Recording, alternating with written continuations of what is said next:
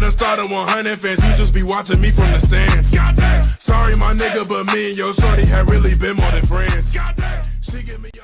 Hello there. So I was getting my products together to twist my hair for the night, and I was like, you know what? I should record this. So I did. Tomorrow is one of my best friends' graduation party, and I wanted to look cute. This is one of my favorite hairstyles to wear because it's super cute and it's easy. This is how I did it. First off, I made a part from one ear to the other. I didn't make the part going straight across, but up and around instead. If you want less hair out in the back, instead of parking up and across like I did, part going straight across. After this, I just started flat twisting, and I always start in the back. The part that I made in the middle of my head doesn't have to be done first. You could just flat twist all your hair and then part it tomorrow, but I like to do it first so that when I take my flat twist out tomorrow, my hair is already in its designated area. But back to the flat twist.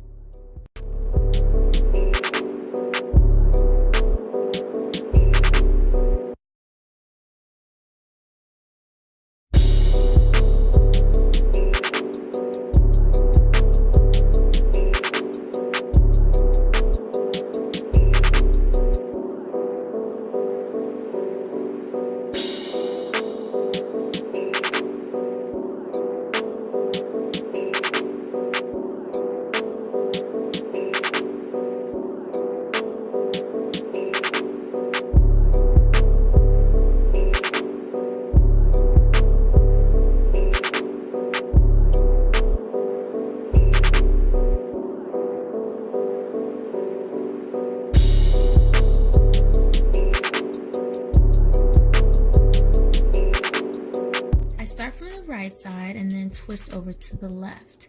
And I didn't realize that it would be hard for you guys to see how I actually did the flat twist until now. The lighting is terrible.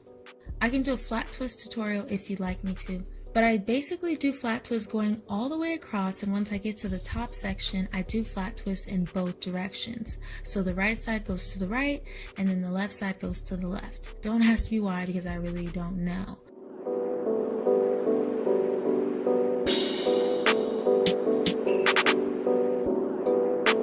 Once you're done with that, you're pretty much done for now. Okay, so this was the next day before the graduation party started, which was great, by the way. Bartender there all night type of great. I started taking the twists out in the back first.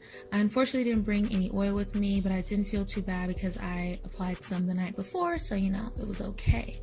After taking the back twist out, I took out the front twist, and this is where it gets interesting. This is where you show off your skills. I made a part going down the center so that I can eventually make 2 puffs in the front. I forgot to bring my rat tooth comb too, so I had to use my nail. And then I used my Murray's Edgewax and a brush to lay my hair down.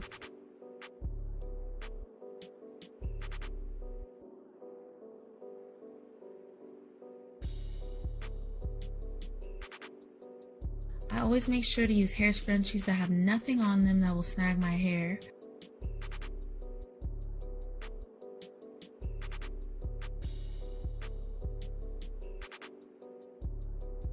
After finishing the second puff, you're pretty much done. Just use a pig to fluff up the back and the 2 puffs, and that's pretty much it.